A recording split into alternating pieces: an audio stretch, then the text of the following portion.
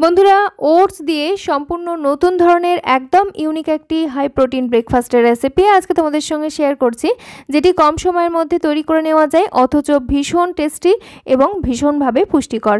তো এর জন্য আমি নিয়েছি হাফ বাটি পরিমাণ ওটস। আর ওটস ফার্স্টে একটু ড্রাই রোস্ট করে নাবিয়ে রেখে দিলাম। তারপর একটা সসপ্যান বসিয়ে নিয়েছি আর এর মধ্যে নিয়ে নিচ্ছি 1 বাটি পরিমাণ জল আর কয়েকটা গোলমরিচের দানা দিয়ে দিচ্ছি। চাইলে গোলমরিচ গুঁড়োও ব্যবহার করতে পারো। একটা ছোট্ট দারুচিনির টুকরো দিয়ে দিলাম আর দিয়ে দিচ্ছি পরিমাণ মতো লবণ, 1/4 টিস্পুন মতো লবণ দিয়েছি। আর এখানে আমি বোনলেস চিকেন ভালো করে ধুয়ে জল ঝরিয়ে রেখেছিলাম। মোটামুটি 100 গ্রামের কাছাকাছি চিকেন এখানে রয়েছে আর সেটাকে জলের মধ্যে দিয়ে দিলাম আর হাফ বয়েল করে নিচ্ছি। পুরোপুরিভাবে সিদ্ধ করে নেব না বা চিকেনটা শক্ত হয়ে যাবে সেই পর্যায় পর্যন্ত নিয়ে যাব না। জাস্ট চিকেন হাফ বয়েল থাকবে অথচ বেশ নরম হবে, এই পর্যায় পর্যন্ত এটাকে আমরা কুক করে নাবিয়ে রেখে দিচ্ছি। মোটামুটি 3 থেকে 4 মিনিট জলের মধ্যে ফুটিয়ে নিলাম আর কি। তো দেখো বেশ সফট রয়েছে অথচ চিকেনটা একদমই কাঁচা নেই। নাবিয়ে রেখে দিলাম। এটাকে আমরা একটু জাস্ট ঠান্ডা করে নেব।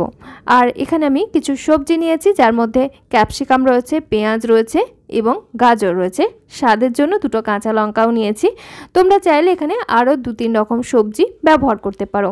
তো দেখো আমি এগুলোকে একদম ঝিরিঝিরি করে কেটে নেব, সেজন্য স্মার্ট চপারের মধ্যে নিয়ে নিলাম। চাইলে তোমরা গ্রেট করেও নিতে পারো বা ছুরি বা বটি দিয়ে একদম ঝিরিঝিরি করে বা ছোট ছোট টুকরো করে কেটেও নিতে পারো। জাস্ট এরকম একটা করে আমি এক সাইডে রেখে দিলাম। এদিকে যে ওটসগুলো আমরা ড্রাই রোস্ট করে নিয়েছিলাম সেগুলো কিন্তু ঠান্ডা হয়ে গেছে, গ্রাইন্ডার জারের মধ্যে নিয়ে নিলাম।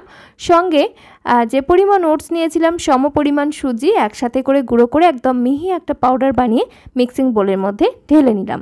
তোমরা যদি সুজি ব্যবহার করতে না চাও সেক্ষেত্রে এখানে ছাতু নেওয়া যেতে পারে কিংবা বেসনও ব্যবহার করা যেতে পারে। তারপরে আমি এখানে বেশ খানিকটা সুইটকর্ন নিয়েছি। মোটামুটি 100 থেকে 150 গ্রামের কাছাকাছি সুইটকর্ন রয়েছে আর এটাকে একটু গ্রাইন্ড করে নিলাম। একদম মিহি পেস্ট করে ফেলার দরকার নেই, হালকা একটু দানা দানা থাকলে বেশ ভালো লাগবে।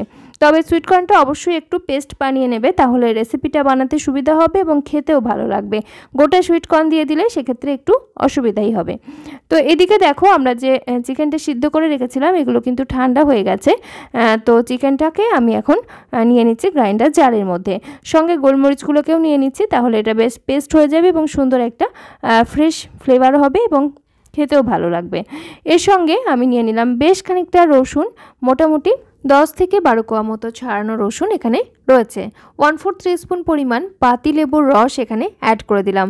বেশ সুন্দর একটা টেস্ট আসবে এবং ফ্লেভারটাও ভালো হবে। তোমরা চাইলে এখানে গন্ধরাজ লেবুর রস ব্যবহার করতে পারো, আবার চাইলে অ্যাপেল সাইডার ভিনেগারও ইউজ করা যেতে পারে।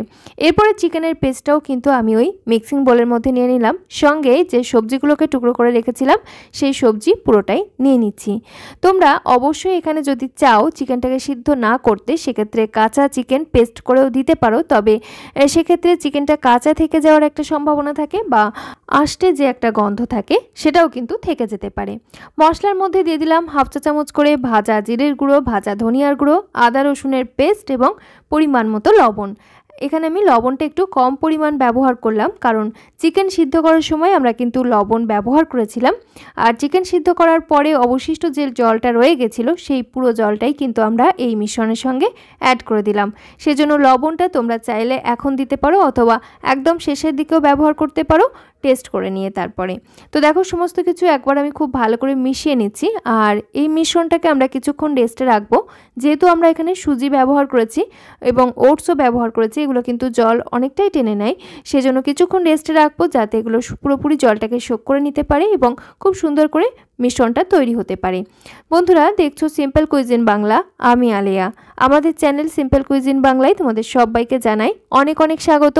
আমি কিন্তু প্রত্যেক দিন স্বাস্থ্যকর রেসিপি শেয়ার করে থাকি, যেগুলো বাচ্চা থেকে বয়স্ক সবার জন্য স্বাস্থ্যকর হওয়ার পাশাপাশি তোমরা যারা শরীরের ওজন নিয়ন্ত্রণে রাখতে চাইছো কিংবা প্রেশার, সুগার, কোলেস্টেরল এই ধরনের সমস্যার মধ্যে রয়েছো তাদের জন্য কিন্তু আমার রেসিপিগুলো একেবারে অ্যাপ্রোপ্রিয়েট। কিংবা তোমরা যারা পিসিওএস, পিসিওডি এই ধরনের সমস্যাতেও রয়েছো তারাও কিন্তু এই রেসিপিগুলো ফলো করে দেখতে পারো, উপকৃত হবে। তা এই ধরনের স্বাস্থ্যকর রেসিপির সন্ধান পেতে চাইলে অবশ্যই চ্যানেলটি সাবস্ক্রাইব করে পাশে থাকা বেল আইকনটা অল করে রেখো।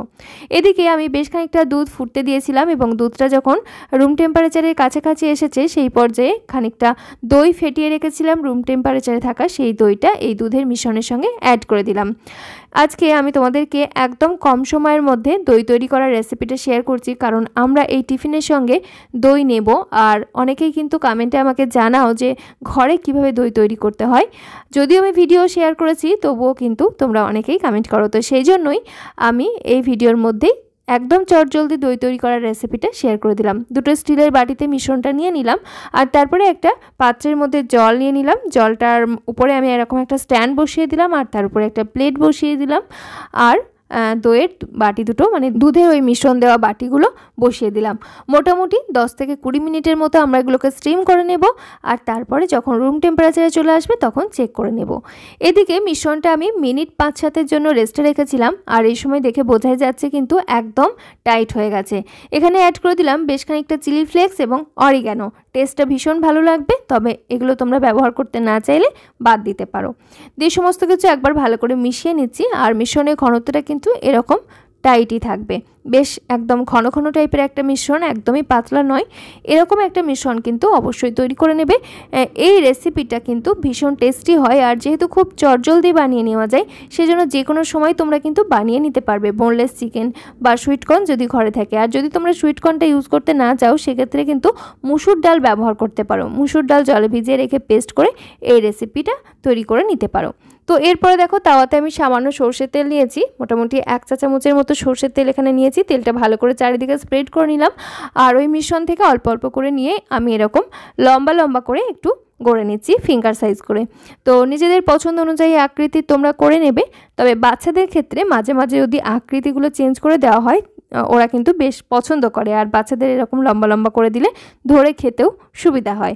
আর এদিকে দেখো, আমরা যে দইটা তৈরি হতে দিয়েছিলাম সেটা কিন্তু আমি 20 মিনিট পর রুম টেম্পারেচারে যখন চলে এসছে তখন বের করে নিলাম।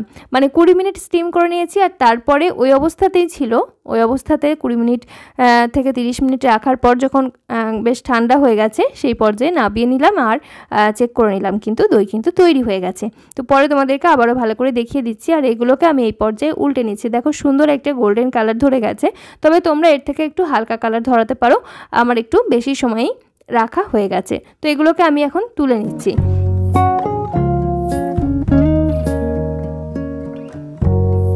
এরকমভাবে বানিয়ে নিতে পারো, অথবা আমি আরও একটা রেসিপি তোমাদেরকে দেখাচ্ছি, এইভাবেও কিন্তু করে নিতে পারো। সামান্য রকম তেল দিয়ে দিলাম একই রকমভাবে, আর তারপরে ব্যাটারটা আমি জাস্ট এরকম করে স্প্রেড করে একটা বড় পরোটার সাইজ করে বানিয়ে নিচ্ছি।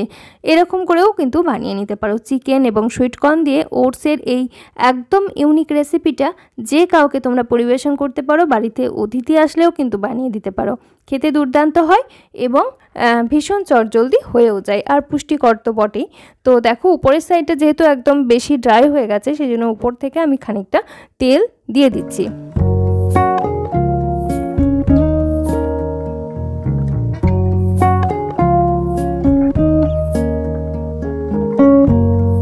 এটাকেও দেখো আমি উল্টে পাল্টে পরোটার মতো করে ভেজে নিচ্ছি। তোমরা চাইলে এখানে তেলের পরিবর্তে ঘি কিংবা বাটার ব্যবহার করতে পারো, আরও ভালো লাগবে এবং আরও পুষ্টিকর হয়ে যাবে। তো এটাকে যখন সুন্দর করে ভাজা হয়ে যাচ্ছে, হালকা হালকা করে কালার ধরে গেছে এবং পুরোপুরিভাবে কুক হয়ে গেছে, সেই পর্যায়ে প্যান থেকে তুলে নিচ্ছি।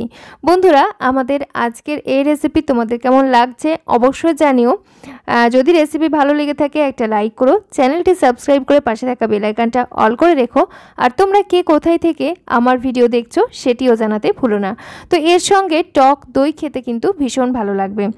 অন্য কোনো রকম চাটনি বা সস বাদ দিয়ে যদি টক দই দিয়ে পরিবেশন করা যায়, বিষয়টা ভীষণ পুষ্টিকর হচ্ছে এবং খেতে দুর্দান্ত লাগবে, আর হজমের পক্ষেও সুবিধাজনক হবে।